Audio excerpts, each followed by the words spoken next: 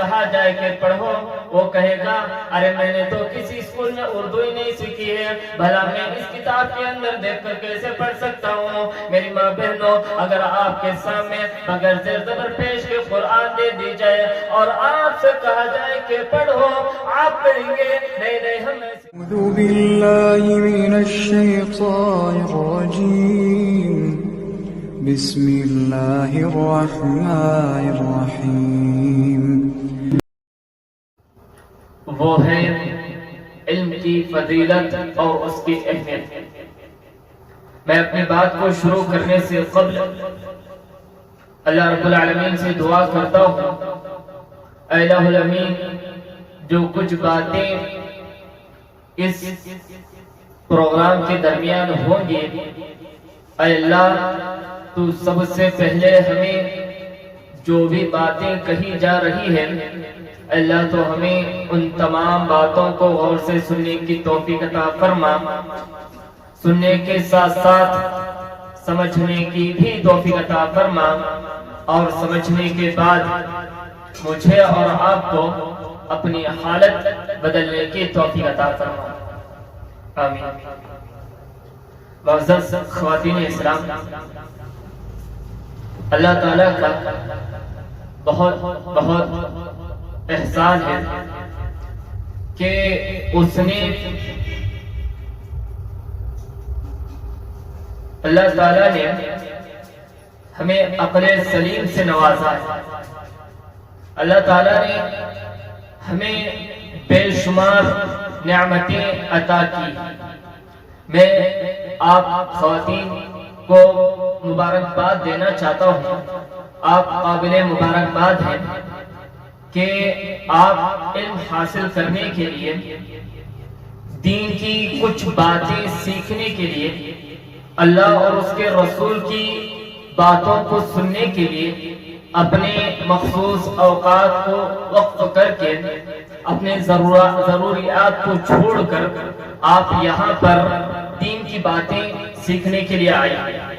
یہ اللہ تعالیٰ کا آپ کے اوپر ایک بہت بڑا احسان ہے، اور اللہ کے نبی فرماتے ہیں جو شخص علم حاصل کرنے کے لیے اپنے گھروں سے جو کوئی بھی نکلتا ہے تو فرشتے اس کے لیے اپنے پر بچھا دیتے ہیں۔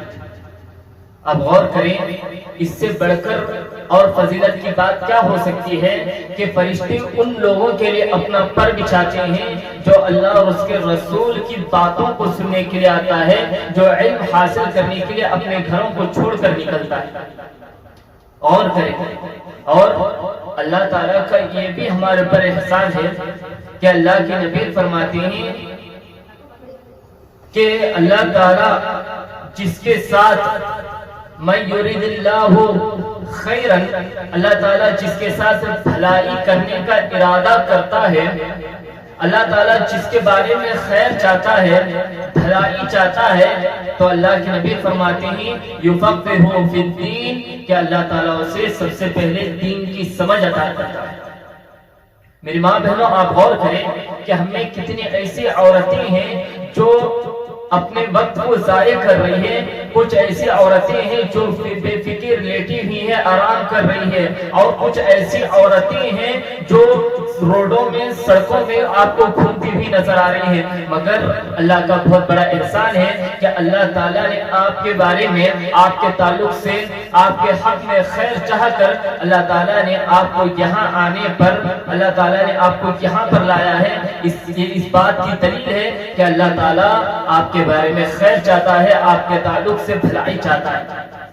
اور علم کے تعلق سے اللہ کے نبی فرماتے ہیں طلب العلم فریضۃ علی کل مسلم، ہر مسلمان پر، چاہے وہ مرد ہو یا عورت ہو یا بوڑھا ہو بچہ ہو، ہر ایک کے اوپر علم کا حاصل کرنا واجب ہے، علم کا حاصل کرنا ضروری ہے۔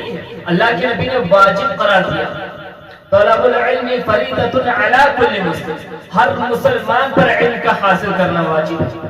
میری ماں بہنوں، آج غور کریں، دنیا کے اندر جو فتنے، جو فساد، جو اختلافات، جو لڑائیاں آج ہمارے معاشرے کے اندر پائی جا رہی ہیں، جو اختلافات ہمارے گھروں میں پائے جا رہے ہیں، یہ کس بنیاد پر ہو رہے ہیں؟ یہ فتنے، یہ فساد کس بنیاد پر ہو رہے ہیں؟ اس کی سب سے بڑی اور اہم وجہ یہی ہے کہ آج ہمارے درمیان، آج ہمارے پاس علم نہیں۔ آج دیکھیں سرے عام روڈوں میں عورتوں کو بدنام کیا جا رہا ہے، ان کی عزتوں کو پامال کیا جا رہا ہے، ناحق لوگوں کو قتل کیا جا رہا ہے۔ یہ کس وجہ سے ہے؟ یہ وجہ اس وجہ سے ہے کہ ان کے پاس صحیح علم نہیں ہے۔ صحیح علم نہ ہونے کی وجہ سے آج لوگ جہالت، حیوان، آج جو اچھے اچھے لوگ حیوان بن جا رہے ہیں، جہالت کی بنیاد پر ایسے ایسے کام کر دے رہے ہیں۔ اسی لیے اللہ کے نبی نے فرمایا کہ ہر مسلمان کا علم حاصل، ہر مسلمان کے اوپر علم کا حاصل کرنا ضروری ہے، واجب ہے۔ اور میں سمجھتا ہوں کہ مسلمانوں کے سامنے علم کی فضیلت پر تقریر کرنا ایسا ہے کہ گویا مچھلی کو تیرنا سکھانا۔ اب آپ کہیں گے کیا مطلب مچھلی کو تیرنا سکھانا؟ ارے مچھلی کو کون تیرنا سکھا سکتا ہے؟ جی نہیں، مچھلی کو کوئی تیرنا نہیں سکھائے گا، کیونکہ اللہ تعالیٰ نے پہلے سے ہی اس کی قدرت کے اندر، اس کی فطرت کے اندر اللہ تعالیٰ نے اسے پہلے ہی تیرنا اس کے اندر، اس کی فطرت کے اندر شامل کر دیا ہے۔ وہ پیدائش ہی تیرنا جانتی ہے، وہ مچھلی کو کوئی تیرنا نہیں سکھا سکتا ہے۔ میرے ماں و بہنوں، اسی طرح اللہ تعالیٰ نے اسلام کے اندر اس علم کو اسلام کا ایک اہم جز بنا دیا ہے، ایک اہم جز قرار دیا ہے۔ لہذا ہر مسلمان کا علم کو حاصل کرنا ہر مسلمان کے اوپر واجب ہے۔ آپ غور کریں، قرآن کی جو آیت اللہ کے نبی کے اوپر، جو سب سے پہلے جو آیت اللہ کے نبی کے اوپر نازل کی گئی، سب سے پہلے جو وحی بھی، وہ کس کے تعلق سے بھی ہے؟ اللہ کے نبی کے اوپر جو سب سے پہلے وحی بھی، اس کا سب سے پہلا جملہ یہی ہے، اقرا، پڑھیے، علم حاصل کیجیے۔ قرآن کی سب سے پہلی آیت کا سب سے پہلا ورڈ یہی ہے، اقرا، پڑھیے، علم حاصل کیجیے۔ اللہ کے نبی غار حرا کے اندر موجود ہے، آپ غار حرا میں ہے، ایک فرشتہ آیا، حضرت جبرائیل امین تشریف لے آیا، آپ سے کہا اقرا، پڑھو۔ اللہ کے نبی فرماتے ہیں مانا بقاری، ارے نہیں میں پڑھ نہیں سکتا، مجھے تو پڑھنا لکھنا آتا ہی نہیں ہے، میں تو پڑھا لکھا ہوں ہی نہیں۔ میری ماں بہنوں، ایک بے علم کے سامنے اردو کتاب رکھ دی جائے اور اس سے کہا جائے کہ پڑھو، وہ کہے گا ارے میں نے تو کسی اسکول میں اردو ہی نہیں سیکھی ہے، بھلا میں اس کتاب کے اندر دیکھ کر کیسے پڑھ سکتا ہوں؟ میری ماں بہنوں، اگر آپ کے سامنے بغیر زیر زبر پیش کے قرآن دے دی جائے اور آپ سے کہا جائے کہ پڑھو، آپ کہیں گے نہیں ہم ایسے قرآن ہرگز نہیں پڑھ سکتے کیونکہ ہمیں یہ معلوم ہی نہیں ہے۔ میری ماں بہنوں، اللہ کے نبی پہلے پڑھے لکھے نہیں تھے، آپ کو پڑھایا لکھایا نہیں گیا تھا، اسی لیے اللہ کے نبی فرماتے ہیں مانا بقاری، ارے نہیں میں پڑھ نہیں سکتا، مجھے تو پڑھنا لکھنا آتا ہی نہیں ہے، میں تو پڑھا لکھا ہوں ہی نہیں۔ اللہ کے نبی فرماتے ہیں اس فرشتے نے مجھے اتنی زور سے دبایا، اس نے میرے جسم کو اتنی زور سے پکڑا، اتنی تیزی سے پکڑا کہ میری طاقت میرے انتہا کو پہنچ گئی۔ اس نے پکڑا، فرمایا اقرا، پڑھو۔ اللہ کے نبی فرماتے ہیں مانا بقاری، ارے نہیں میں پڑھ نہیں سکتا، مجھے تو پڑھنا لکھنا آتا ہی نہیں ہے۔ اللہ کے نبی فرماتے ہیں اس فرشتے نے پھر میرے جسم کو اتنی زور سے پکڑا، اتنی تیزی سے پکڑا کہ میری جان میرے انتہا کو پہنچ گئی۔ اس نے پکڑا، فرمایا اقرا، پڑھو۔ اللہ کے نبی فرماتے ہیں مانا بقاری، ارے نہیں میں پڑھ نہیں سکتا، مجھے تو پڑھنا لکھنا آتا ہی نہیں ہے۔ اللہ کے نبی فرماتے ہیں پھر وہ فرشتہ کہتا ہے اقرا بسم ربک الذی خلق، خلق الانسان من علق، اقرا وربك الاکرم الذی علم بالقلم علم الانسان ما لم يعلم۔ پڑھو، سب کے نام سے جس نے تجھ کو پیدا کیا ہے، اس نے تجھے ایک چمٹنے والی مٹی سے پیدا کیا ہے۔ اقرأ وربک الاکرم، پڑھو تیرا رب ہی بہت زیادہ عزت والا ہے۔ الذی علم بالقلم، جس نے قلم سے علم دیا ہے۔ علم الانسان ما لم یعلم، اور انسان کو وہ چیزیں عطا کی ہے جو کچھ کہ وہ نہیں جانتا تھا۔ تو میری ماں بہنوں، جو اللہ کے نبی کے اوپر جو سب سے پہلے وحی بھی تھی وہ علم کے تعلق سے تھی، علم کے تعلق سے۔ قرآن کی سب سے پہلے آیت کا سب سے پہلا ورڈ یہی ہے کہ اقرا، پڑھیے، آپ علم حاصل کیجیے۔ آپ اس واقعے سے، اس دلیل سے آپ اندازہ لگا سکتے ہیں کہ ایک مسلمان کا علم حاصل کرنا ایک مسلمان کے اوپر کتنا ضروری ہے۔ اللہ کے نبی کے اوپر سب سے پہلے ورڈ علم کے تعلق سے تھی۔ آئیے علم کے تعلق سے میں ایک اور دلیل آپ کو دیتا ہوں۔ دیکھیے علم کا کیا مقام ہے۔ اگر انسان کے پاس علم نہیں ہے تو انسان ایک مردے آدمی کی طرح، کچھ بھی نہیں ہے، بے فائدہ آدمی ہو۔ دیکھیے اللہ تعالیٰ فرماتا ہے قُلْ هَلْ يَسْتَوِي الَّذِينَ يَعْلَمُونَ وَالَّذِينَ لَا يَعْلَمُونَ، اے نبی کہہ دو کہ ایک پڑھا لکھا اور ایک جاہل دونوں کبھی برابر نہیں ہو سکتے۔ یعنی اگر ایک انسان پڑھا لکھا ہے اور ایک انسان جاہل ہے، وہ پڑھا لکھا نہیں ہے، تو ان دونوں کا مقام ایک نہیں ہو سکتا، یہ دونوں کبھی برابر نہیں ہو سکتے۔ اللہ تعالیٰ فرماتا ہے اے نبی کہو جس طرح ایک زندہ آدمی مردے کی طرح مردے کے برابر نہیں ہو سکتا ہے، مردہ زندے کے برابر نہیں ہو سکتا ہے، اسی طرح ایک پڑھا لکھا آدمی جاہل کے برابر نہیں ہو سکتا ہے۔ یعنی اگر ایک انسان پڑھا لکھا نہیں ہے تو ایک مردے آدمی کی طرح ہے، اور ایک انسان پڑھا لکھا ہے تو ایک زندے آدمی کی طرح ہے۔ یعنی ایک انسان ان پڑھ ہو، کتنا زیادہ امیر ہو، کتنا زیادہ پیسہ والا دولت والا کیوں نہ ہو، کتنی بڑی بڑی بلڈنگیں اس کے پاس کیوں نہ ہو، کتنے بڑے بڑے کاروبار اس کے پاس کیوں نہ ہو، قرآن کہتا ہے در حقیقت وہ ایک مردے آدمی کی طرح ہے، اور ایک انسان بہت زیادہ غریب ہے مگر اس کے پاس علم ہے، وہ پڑھا لکھا ہے۔ قرآن کہتا ہے وہ ایک زندے آدمی کی طرح ہے۔ یعنی اگر انسان کے پاس علم ہے تو ایک زندے آدمی کی طرح ہے، اور جس کے پاس علم نہیں وہ ایک مردے آدمی کی طرح ہے۔ غور کریں، آپ علم سے اندازہ لگا سکتے ہیں۔ اگر ایک انسان پڑھا لکھا ہے تو ایک زندے آدمی کی طرح ہے، اور جس کے پاس علم نہیں ہے وہ ایک مردے آدمی کی طرح ہے۔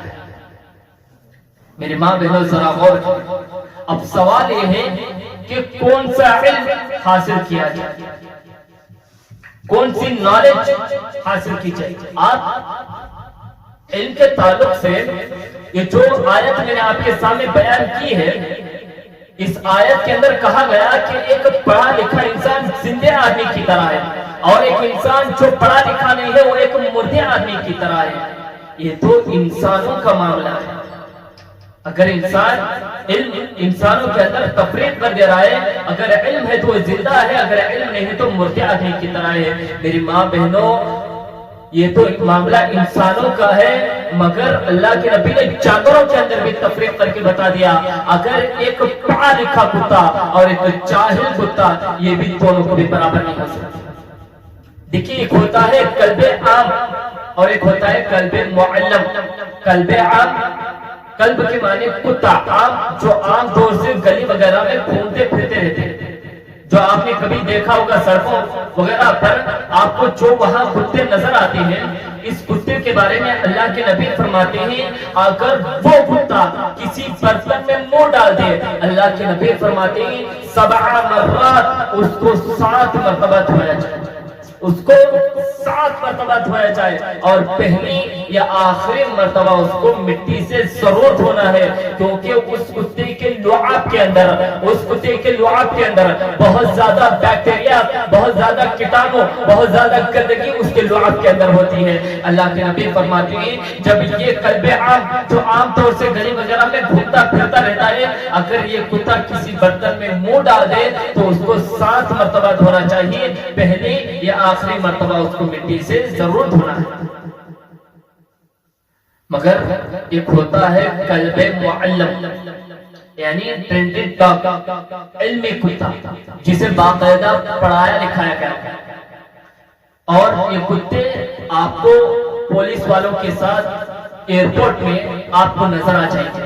اللہ کے نبی فرماتے ہیں اس کتے کے بارے میں، اگر یہ کتا، میری ماں بہنوں ذرا آپ غور کریں، ایک ہوتا ہے اگر جو گلی وغیرہ میں جو کتا گھومتا پھرتا رہتا ہے، اگر وہ کتا کسی برتن میں منہ ڈال دے تو اس کو 7 مرتبہ دھویا جائے، پہلی یا آخری مرتبہ اس کو مٹی سے ضرور دھونا ہے۔ مگر اللہ کے نبی فرماتے ہیں ایک علم والا کتا اگر وہ شکار کر کے لائے، اگر ایک علمی کتا جسے پڑھایا لکھایا گیا ہو، اگر وہ کتا کسی جانور، حلال جانور کا شکار کر کے لائے، اللہ کے نبی کہتے ہیں اس کا شکار کیا ہوا جانور کھانا حلال ہے، اس کا شکار کیا ہوا جانور کھانا جائز ہے۔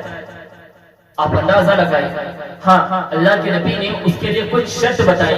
پہلی شرط کہ وہ اس کتے کے اوپر بسم اللہ پڑھ کے چھوڑا گیا ہے، دوسری شرط وہ اپنے لیے شکار نہ کیا ہو، اور تیسری شرط جو شکار کرے اس میں سے کچھ نہ کھائے ہو۔ اگر یہ ساری شرطیں موجود ہیں، اللہ کے نبی فرماتے ہیں اس کا شکار کیا ہوا جانور کھانا جائز ہے۔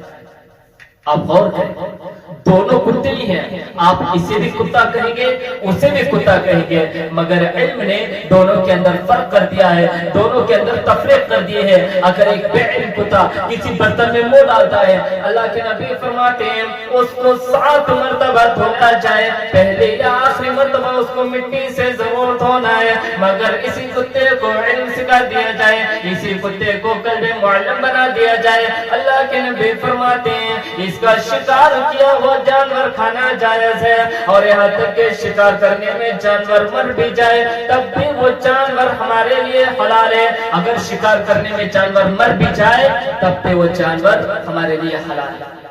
اور کریں میری ماں بہنوں، علم نے کیسے تفریق کر دی، آپ اس سے اندازہ لگا سکتے ہیں، آپ اسے اپنے آپ کا محاسبہ کر سکتے ہیں کہ واقعی ہم زندہ آدمی کی طرح ہے یا مردے آدمی کی طرح ہے۔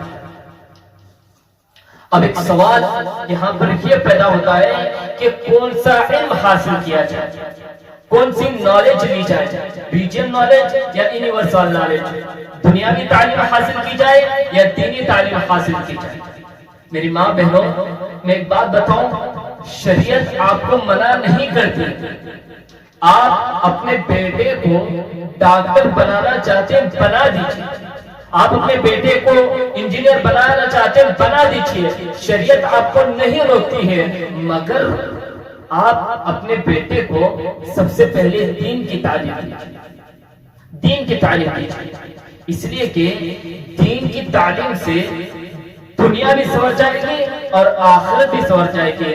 مگر دنیاوی تعلیم میں آپ دنیا تو بنا لیں گے مگر آخرت مشکوک ہے، دنیاوی تعلیم میں دنیا تو آپ بنا لیں گے، دنیا تو گزر جائیں گے مگر آخرت بہت زیادہ مشکوک ہے۔ دیکھیے قرآن کیا کہتا ہے، اللہ تعالیٰ فرماتا ہے یا ایھا الذین آمنوا قوا انفسکم واہلیکم نارا وقودها الناس والحجارہ، اے ایمان والو تم اپنے آپ کو اور اپنی بیوی بچوں کو جہنم کی آگ سے بچاؤ، اس لیے کہ جہنم کی آگ کوئلے سے نہیں جلے گی، جہنم کی آگ مٹی کے تیل سے نہیں جلے گی، وقودها الناس والحجارہ، بلکہ انسانوں کے جسموں سے اور پتھر سے جہنم کو گرم کیا جائے گا، انسانوں کے جسموں سے اور پتھر سے جہنم کو دکھایا جائے گا۔ حضرت علی اس قرآن کی آیت کی تفسیر میں فرماتے ہیں علمہم، اس کا مطلب یہ ہے اللہ تعالیٰ کہنا چاہتا ہے علمو، تم اپنے بچوں کو سب سے پہلے قرآن کی تعلیم دو، تم اپنے بچوں کو سب سے پہلے حدیث کی تعلیم دو، علمہم، تم اپنے بچوں کو سب سے پہلے دین کی تعلیم دو، تم اپنے بچوں کو سب سے پہلے دین کے بارے میں سمجھاؤ۔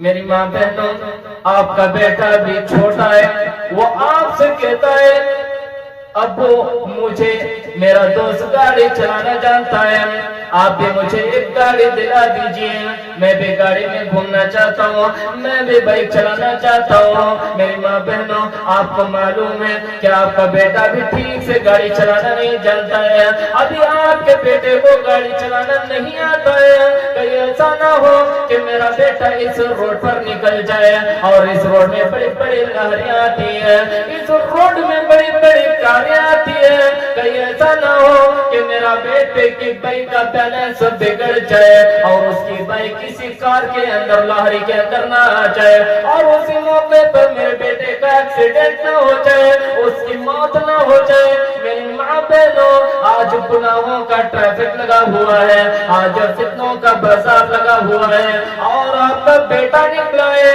آپ کا بیٹا نکلا ہے، ابھی اسے قرآن کا علم نہیں ہے، ابھی اسے دین کا علم نہیں ہے۔ کہیں ایسا نہ ہو کہ آپ کا بیٹا کسی فتنے کی چپیٹ میں نہ آ جائے، آپ کا بیٹا کسی فتنے کا شکار نہ ہو جائے، آپ کا بیٹا کسی فتنے کی چپیٹ میں نہ آ جائے، کسی فتنے سے آپ کے بیٹے کا ایکسیڈنٹ نہ ہو جائے اور اس کا ایمان خراب نہ ہو جائے، اس کا دین بگڑ نہ جائے اور اس کی وجہ سے وہ جہنم کا سبب نہ بن جائے۔ اسی لیے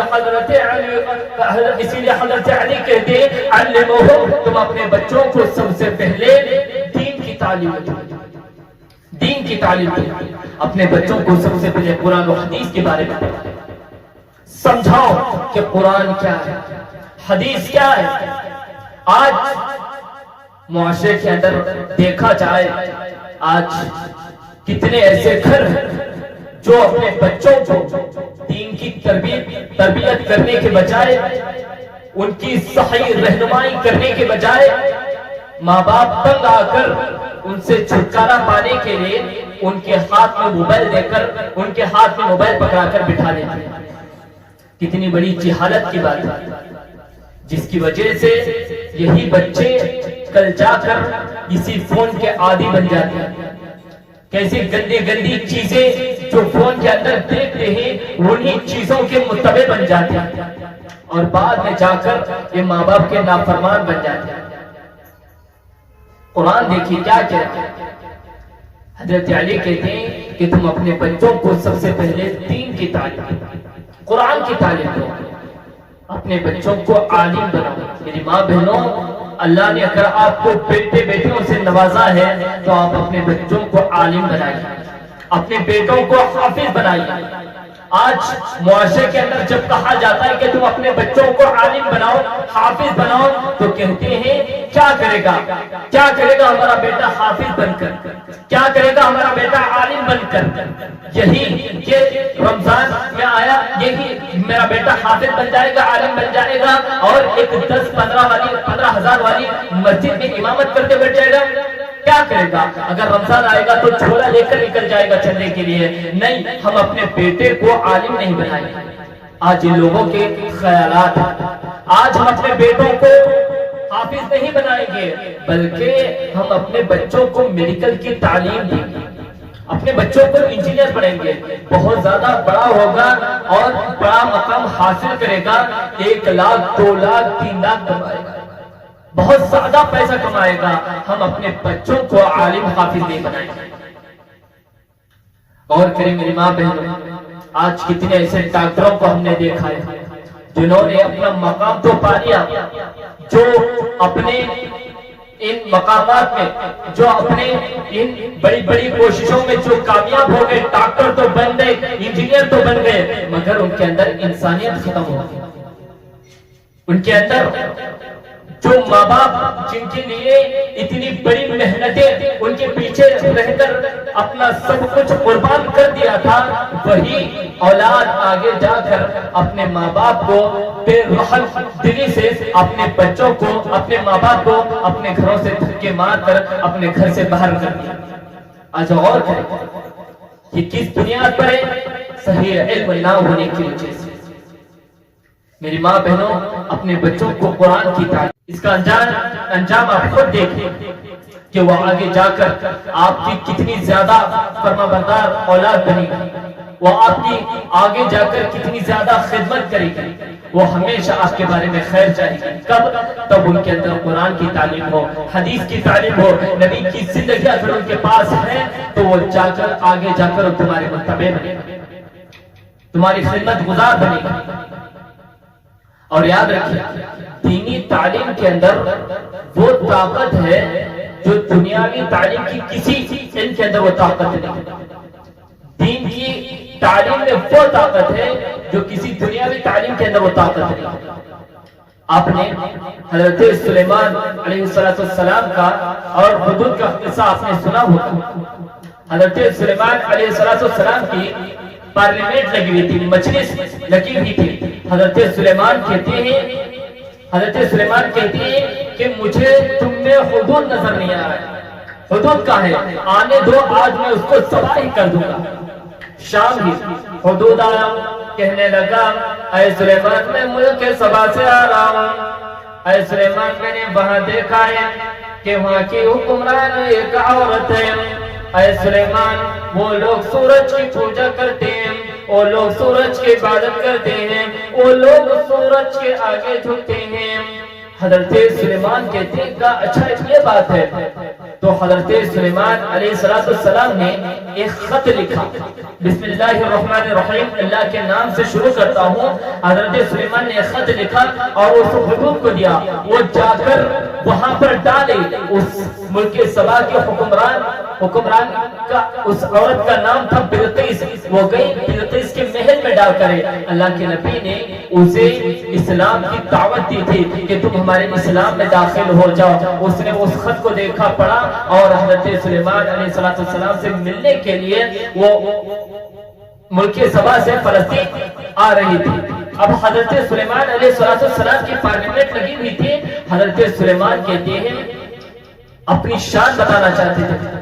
اے لوگوں، کون تم میں ایسا شخص ہے جو ملک سبا کی حکمران کا بلقیس کا تخت لے کر میرے سامنے حاضر ہو جائے، میرے سامنے بلقیس کا تخت میرے سامنے پیش کرے. کہنے والے نے کہا اے بادشاہ، جو مجلس لگی بھی ہے، اس مجلس کے ختم ہونے سے پہلے میں بلقیس کا تخت لے کر آپ کے سامنے حاضر ہو جاؤں گا. قرآن کہتا ہے کہ یہ جو کہنے والا تھا ایک جنات تھا. اور ایک نے کہا اے بادشاہ، اگر اجازت ہو تو آنکھ پلک چھپکنے سے پہلے، نگاہ داشت ہونے سے پہلے میں ملک سبا کی بلقیس کا تخت لے کر میں آپ کے سامنے حاضر ہو جاؤں گا. قرآن کہتا ہے یہ جو کہنے والا تھا یا بھی یہ چوٹ کے ہی رہا تھا، اسی دوران پلک چھپکنے سے پہلے بلقیس کا تخت حضرت سلیمان علیہ السلام کے سامنے حاضر ہو گیا. قرآن کہتا ہے یہ جو کہنے والا تھا ایک آدمی تھا اور اس کے پاس کتاب کا علم تھا، اس کے پاس دین کا علم تھا. تو میری ماں بہنوں پتہ چلا کہ دین کا جو علم ہے یہ دنیاوی تعلیم سے زیادہ، دنیاوی علم سے زیادہ سب سے زیادہ طاقت والا ہے، سب سے زیادہ طاقت مند ہے. اور یاد رکھیں اگر اللہ نے آپ کو علم سے نوازا ہے، اللہ نے آپ کو علم کی دولت عطا کی ہے، تو کبھی بھی اپنے اس علم پر اعتراض نہیں چاہیے، کبھی بھی اپنے اس علم پر تکبر نہیں کرنا چاہیے، کیونکہ اللہ تعالیٰ کو تکبر ہرگز پسند نہیں. غور کریں، کیا شیطان یہ علم کو نہیں جانتا تھا؟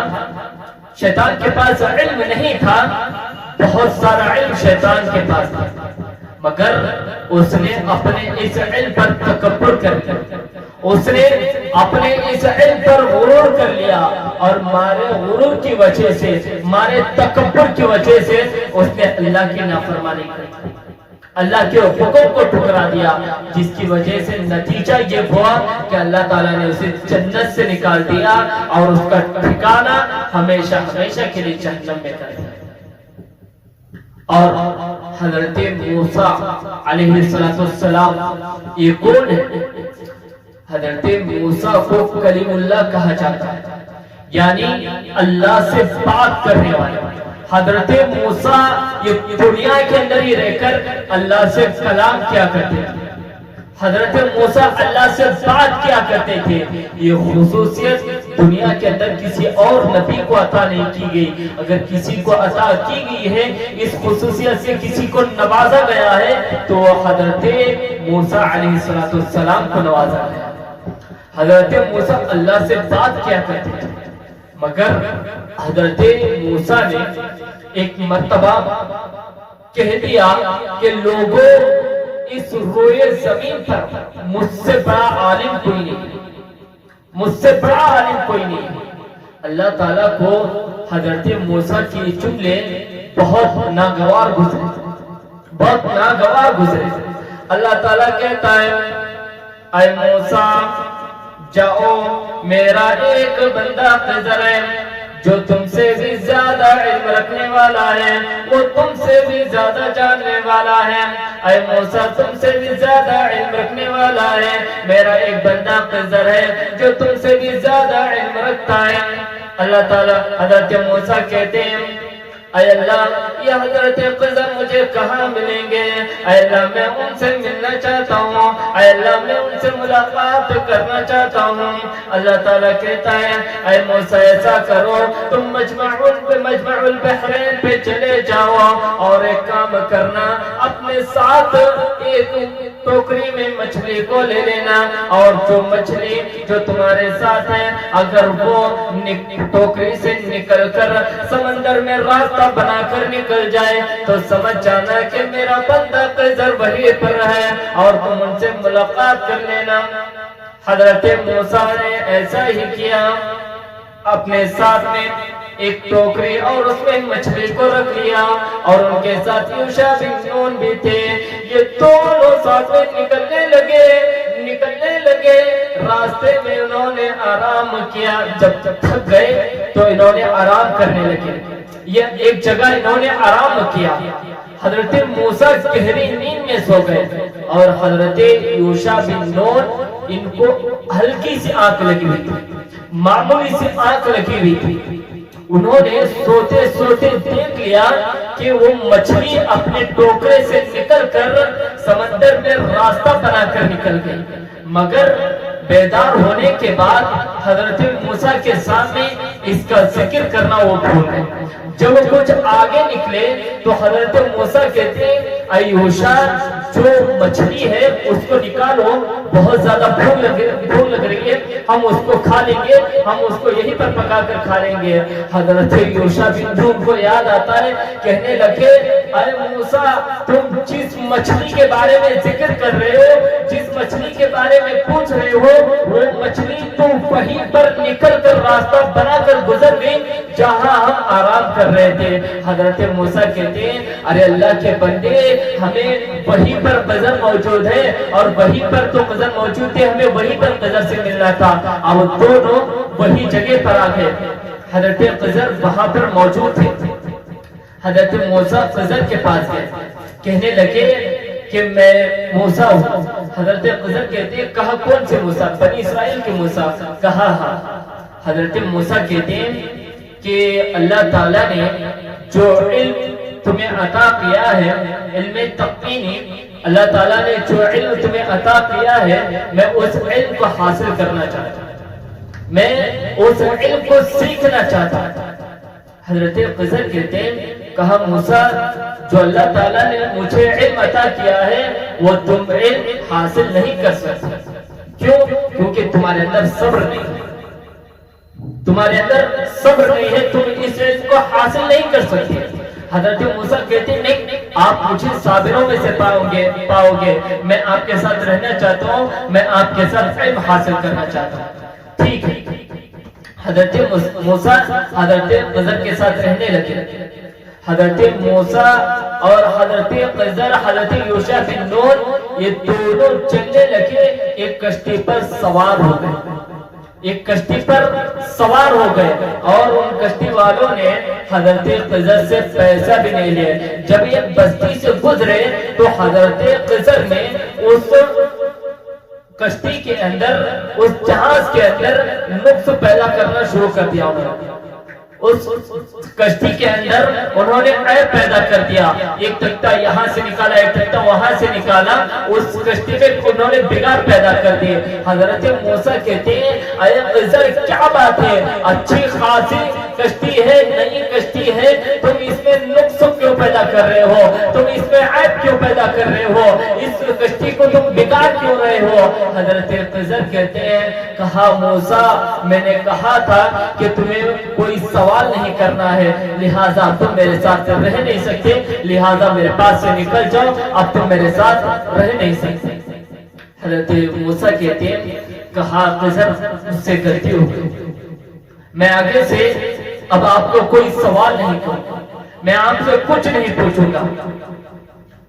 حضرت خضر نے کہا دیکھو سوچ لو، اب کوئی سوال مجھے نہیں کرنا ہے، میں جو کرتا ہوں مجھے کرنے دو، بس اس میں کوئی سوال نہ کرنا، کوئی سوال تمہیں نہیں کرنا ہے، کیوں کیسے کب کیا واسطے کیوں، ایسے کوئی سوال تمہیں نہیں کرنا ہے، بس میں جو کر رہا ہوں اسے دیکھو اور خاموش رہو اور مجھے روکنے کی کوشش نہ کرو۔ ٹھیک ہے، یہ دونوں جب گزرے انہوں نے دیکھا کہ سمندر کے کنارے کچھ بچے کھیل رہے تھے، حضرت خضر نے ان میں سے ایک بچے کو پکڑا اور اس کی گردن کو مروڑ دیا، اس بچے کو قتل کر دیا۔ حضرت موسیٰ کہتے ہیں اے خضر کیا بات ہے، اچھا کھیلتا بچہ، اچھا کھیلتا ہوا بچے کو تم نے پکڑا اور بلا اجرت تم نے بچے کو قتل کر دیا، آخر اس بچے کو قتل کرنے کی وجہ کیا تھی؟ حضرت خضر کہتے ہیں کہا موسیٰ میں نے منع کیا تھا کہ تمہیں کوئی سوال نہیں کرنا ہے، لہٰذا تم میرے ساتھ نہیں رہ سکتے، اب تم میرے ساتھ نہیں رہ سکتے، نکل جاؤ یہاں سے، نکل جاؤ، اب تم میرے ساتھ رہنے کی کوئی گنجائش نہیں۔ حضرت خضر کہتے ہیں حضرت موسیٰ کہتے ہیں کہا خضر غلطی ہو گئی، آخری مرتبہ اگر اب اس کے بعد میں نے کوئی سوال کر لیا تو میں خود یہاں سے نکل جاؤں۔ اب تینوں آگے بڑھنے لگے۔ حضرت خضر وہاں کی بستی، ایک بستی کے پاس سے گزرے، انہوں نے ایک بستی والوں سے کھانا مانگا، ان سے کہا کہ آپ ہماری مہمان نوازی کریں، آپ ہمیں کھانے کے لیے کچھ دیں، ہم کئی دن سے بھوکے ہیں، آپ ہماری مہمان نوازی کریں۔ مگر ان لوگوں نے مہمان نوازی کرنے سے انکار کر دیا، انہوں نے آپ کو کھانا دینے سے انکار کر دیا۔ یہ کچھ آگے بڑھنے لگے، انہوں نے دیکھا کہ ایک دیوار بہت زیادہ بوسیدہ تھی، ایک دیوار بہت زیادہ کمزور تھی۔ حضرت خضر نے اس دیوار کو ہاتھ لگایا اور اس دیوار کو درست کر دیا، اس دیوار کو صحیح کر دیا۔ حضرت موسیٰ کہتے ہیں اے خضر نہ تو بستی والوں نے ہمیں کھانا دیا اور نہ انہوں نے ہماری مہمان نوازی کی، اے خضر بلا اجرت بلا معاوضے کہ تم نے اس دیوار کو درست کیوں کیا؟ اے خضر انہوں نے ہماری اتنی بے عزتی کی، انہوں نے ہمیں کھانے کے لیے کھانا تک نہیں دیا، پانی نہیں دیا، اور تم ان کی مدد کر رہے ہو۔ اے خضر یہ دیوار تم نے کیوں درست کر دی؟ حضرت خضر کہتے ہیں کہا موسیٰ میں نے منع کیا تھا کہ تمہیں کوئی سوال نہ کرنا، لہٰذا اب تم میرے ساتھ ہرگز نہیں رہ سکتے۔ حضرت موسیٰ کہتے ہیں اے خضر یقیناً اللہ تعالیٰ نے جو علم تمہیں عطا کیا ہے وہ مجھے نہیں عطا کیا ہے، اب میں جانے کے لیے تیار ہوں، لیکن مجھے یہ جو تین کام تم نے کیے ہیں ان تینوں کا عذر بیان کر دو، ان تینوں چیزوں کی وضاحت کر دو۔ حضرت خضر کہتے ہیں کہ میں نے جو کشتی کے اندر جو نقص پیدا کیے وہ اس لیے پیدا کیے کیونکہ ہم جس بستی سے گزر رہے تھے وہاں کا جو بادشاہ تھا، اگر اس بادشاہ کی نگاہ کسی اچھی کشتی پر، نئی کشتی پر اگر اس کی نگاہ پڑ جاتی تو وہ ہم سے ہماری کشتی کو چھین لیتا، اس لیے میں نے اس کے اندر نقص پیدا کیا۔ جب اس نے اس کشتی کے اندر نقص کو دیکھا، عیب کو دیکھا تو اس نے ہمیں جانے دیا۔ کہا اچھا ٹھیک ہے، تم نے بچے کو کیوں قتل کیا؟ حضرت خضر کہتے ہیں کہ وہ بچہ جو تھا کافر تھا، اور اس کے ماں باپ نیک تھے، بزرگ تھے، اگر وہ بڑا ہوتا تو اپنے ماں باپ کو بہت زیادہ ستانے لگتا، اپنے ماں باپ کے اوپر بہت زیادہ بوجھ بن جاتا، اسی لیے میں نے اس بچے کو قتل کر دیا۔ کہا اس دیوار کو درست کیوں کیا؟ حضرت قذر کہتے ہیں کہ یہ جو دیوار ہے، اس دیوار کے نیچے خزانہ ہے، اور وہ خزانہ دو یتیم بچوں کا ہے جو ان کے ماں باپ نے ان کے لیے رکھ کر وہ اس دنیا سے گزر گئے ہیں۔ ان ماں باپ نے ان بچوں کے لیے اس دیوار کے اندر خزانہ گاڑا ہے۔ اگر میں اس دیوار کو درست نہیں کرتا، اگر یہ دیوار گر جاتی، یہ بستی والے اتنے زیادہ قطر دل کے ہیں، اگر یہ دیوار گر جاتی تو سارے لوگ اس خزانے پر ٹوٹ پڑتے، اس لیے میں نے اس دیوار کو درست کیا۔ اب یہ جو یتیم بچے ہیں آگے جا کر بڑے ہو جائیں گے، پھر یہ دیوار بوسیدہ ہو جائے گی، پھر یہ دیوار گر جائے گی تو اپنے بچے جو یتیم بچے تھے وہ اپنا حق لے لیں گے، وہ اپنے حق سے محروم نہیں ہوں گے۔ میری ماں بہنوں، کہنے کا مطلب یہ ہے اللہ تعالیٰ نے حضرت موسیٰ کو بتا دیا کہ تکبر اللہ تعالیٰ کو ہرگز پسند نہیں ہے۔ اللہ تعالیٰ کو صرف حضرت موسیٰ نے اتنا کہا تھا کہ مجھ سے بڑا کوئی عالم نہیں ہے، انہیں اللہ تعالیٰ کو یہ جملے ہرگز پسند نہیں ہے، اتنے ناگوار گزرے، اللہ تعالیٰ نے فوراً بتا دیا اے موسیٰ جاؤ، تم سے بھی زیادہ جان کر میں نے دنیا کے اندر پیدا فرمایا۔ تو کبھی بھی اپنے علم پر تکبر نہیں کرنا ہے، کبھی بھی اپنے علم پر گھمنڈ نہیں کرنا ہے۔ میری ماں بہنوں، اللہ تعالیٰ نے اپنے نبی کو ایک دعا سکھائی ہے۔ اب غور کریں، اللہ کے نبی کو اللہ تعالیٰ نے بہت سارے مقامات سے نوازا۔ کبھی بھی اللہ نے یہ نہیں کہا کہ اے نبی تم مجھ سے اپنی عزت کا مطالبہ کرو، تم مجھ سے اپنے مقامات کا مطالبہ کرو، تم مجھ سے دعا کرو کہ میں تمہیں ہمیشہ خوش رکھو۔ کبھی بھی اللہ کے نبی نے اللہ سے دعا نہیں کی اے اللہ تو مجھے مال و دولت سے نواز دے، اے اللہ تو مجھے عزت و شہرت سے نواز دے، اے اللہ تو میری زندگی کو خوش و خرم بنا دے، اے اللہ تو مجھے اپنی زندگی عیش و آرام کے ساتھ گزارنے کی توفیق عطا فرما۔ کبھی بھی اللہ نے یہ نہیں کہا کہ تم مجھے اس طرح کی دعا مانگو، بلکہ اللہ نے کہا سورہ طٰہٰ کے اندر وَقُلْ رَبِّ زِدْنِي عِلْمًا، اے نبی اللہ سے اپنے رب سے دعا کرو کہ اللہ تعالیٰ تمہارے علم میں اضافہ عطا فرمائے۔ میری ماں بہنوں، ہمیشہ اللہ سے دعا کرو وَقُلْ رَبِّ زِدْنِي عِلْمًا کہ اللہ تعالیٰ ہمارے علم میں اضافہ عطا فرمائے۔ غور کریں، دنیا کے اندر کتنے ایسے بڑے بڑے علم والے گزرے۔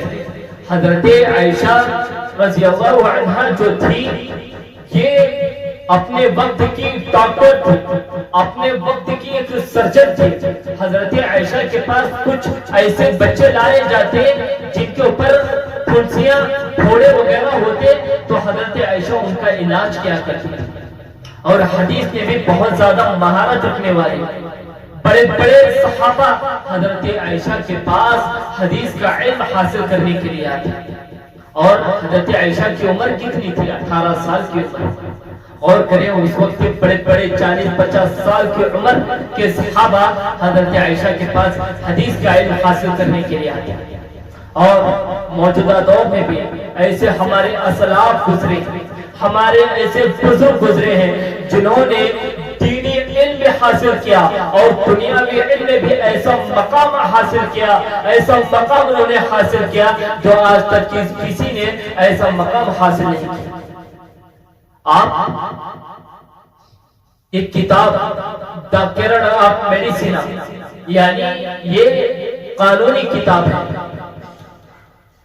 یہ اس کتاب کو پڑھے بغیر کوئی مکمل ڈاکٹر نہیں ہو سکتا، اس کتاب کو پڑھے بغیر کوئی مکمل طبیب نہیں کہلائے گا، مکمل ڈاکٹر نہیں کہلائے گا۔ اور اس کتاب کے جو رائٹر ہے ایوی سینا ہے، اور جانتے ہو ایوی سینا کون ہے؟ یہ ایوی سینا کوئی اور نہیں بلکہ علامہ ابن سینا رحمت اللہ علیہ ہے۔ انہوں نے پہلے دین کی تعلیم حاصل کی اور بعد میں دنیا میں تعلیم میں ایسا مقام حاصل کیا جو آج تک کوئی ایسا مقام حاصل نہیں کیا، انہوں نے ایسا مقام حاصل کیا، ان کی کتاب کو پڑھے بغیر کوئی مکمل ڈاکٹر نہیں ہو سکتا ہے۔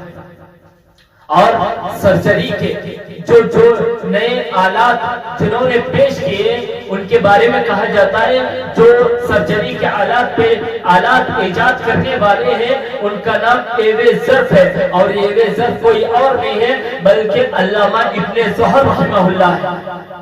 میری ماں بہنوں ذرا غور کریں، اس لیے کہا جاتا ہے کہ اپنے بچوں کو سب سے پہلے دین کی تعلیم دے اور اپنے بچوں کو حدیث کی تعلیم دے، پھر بعد میں آپ اپنے بچوں کو دنیاوی تعلیم دے۔ دینی تعلیم میں انسان کی دنیا بھی سنور جائے گی اور آخرت بھی سنور جائے گی۔ میں اپنی باتوں کے ہی پر اتفاق کرتا ہوں اور اللہ سے دعا کرتا ہوں اے الہ العالمین جو کچھ باتیں اس مجلس پروگرام کے درمیان بھی ہے اے اللہ تو ہمیں ان تمام باتوں سے عبرت حاصل کرنے کی توفیق عطا فرما، اے اللہ تو ہمیں علم نافع عطا فرما۔ میری ماں بہنوں ایک پیاری دعا ہے، آپ ہمیشہ اس دعا کو مانگتے رہے۔ آپ نماز کے بعد فرض نماز کے بعد جو اذکار ہے ان میں یہ دعا مل جائے گی۔ دعا ہے اللہم انی اسألک علما نافعا ورزقا طیبا، بہترین دعا ہے، آپ اس دعا کو ہمیشہ مانگتے رہے۔ اللہ سے دعا ہے کہ اللہ تعالی ہمیں کہنے اور سننے سے کئی زیادہ کئی باتوں پر عمل کرنے کی توفیق عطا فرمائے۔ اللہ تعالی ہمیں علم نافع عطا فرمائے۔ اللہ تعالی ہمیں ہم سے جو گناہ ہوئے ہیں اللہ تعالی ہمارے سارے گناہوں کو معاف عطا فرمائے۔ اللہ تعالی ہمیں صراط مستقیم پر چلنے کی توفیق عطا فرمائے۔ اللہ تعالی ہمیں قرآن و حدیث کے مطابق چلنے کی توفیق عطا فرمائے۔ اللہ تعالی خرافات سے، شرک و بدعات سے، جو قبیح چیزیں ہیں، شرک جیسے قبیح صفت، بدعات جیسے قبیح صفت سے اللہ تعالی ہماری حفاظت فرمائے۔ اللہ تعالی ہمیشہ ہمیں دین پر ثابت قدم رہنے کی توفیق عطا فرمائے۔ ہم اللہ سے دعا کرتے ہیں اے الہ العالمین تو ہمیں جب تک زندہ رکھ اسلام پر، ایمان پر، توحید پر، اور جب ہمارا خاتمہ و خاتمہ بالخیر ہو، کلمہ لا الہ الا اللہ محمد رسول اللہ پر ہو، وما علینا الا البلاغ، وآخر دعوانا الحمد للہ رب العالمین۔ السلام علیکم ورحمۃ اللہ وبرکاتہ۔